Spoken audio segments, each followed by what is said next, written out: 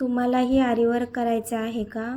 परंतु तुमची डिझाईन रिंगमध्ये बसत नाही किंवा कापडाचे धागे निघत असतील तर हा व्हिडिओ पूर्ण बघा.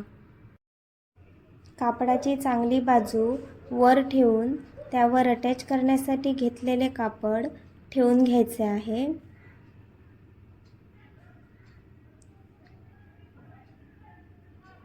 त्यानंतर ते उलट करून घ्यायचे. काठाच्या साइडने जरीच्या खाली पाव इंच सोडून रनिंग स्टिच घेत जायची आहे. रनिंग स्टिच घेताना ती सरळ असावी. अशा पद्धतीने तुम्ही छोट्या छोट्या स्टिच घ्यायच्या आहेत. ही स्टिच जास्त मोठी नसावी. साडीच्या ब्लाउज पीसला जरीचा काठ असतो, तो स्लीव्ज आणि बॅकसाठी पाहिजे असतो.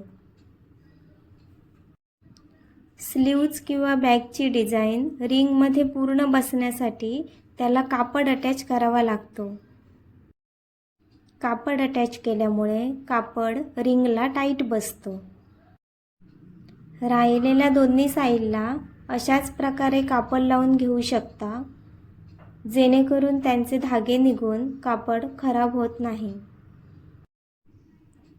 काही जण जरीच्या खाली पाव इंच न सोडता जरीवर स्टिच घेतात.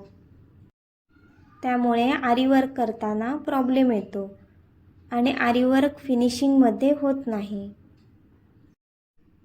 अशा प्रकारचे डिटेल व्हिडिओ तुम्हाला पाहिजे असतील तर कमेंट्स करून नक्की सांगा.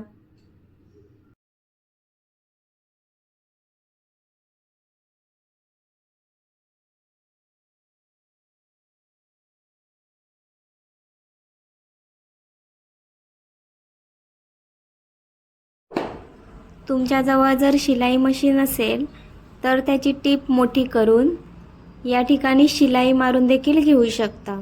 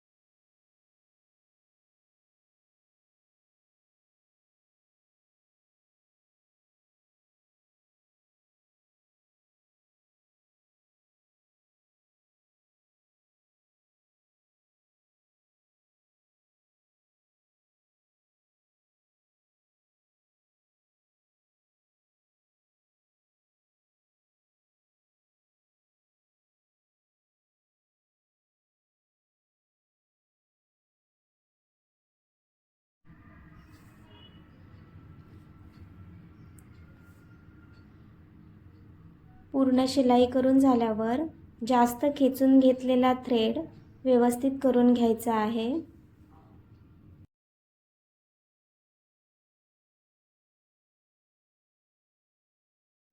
कापड सरळ करून घेतल्यावर त्याला लॉक करून घ्या.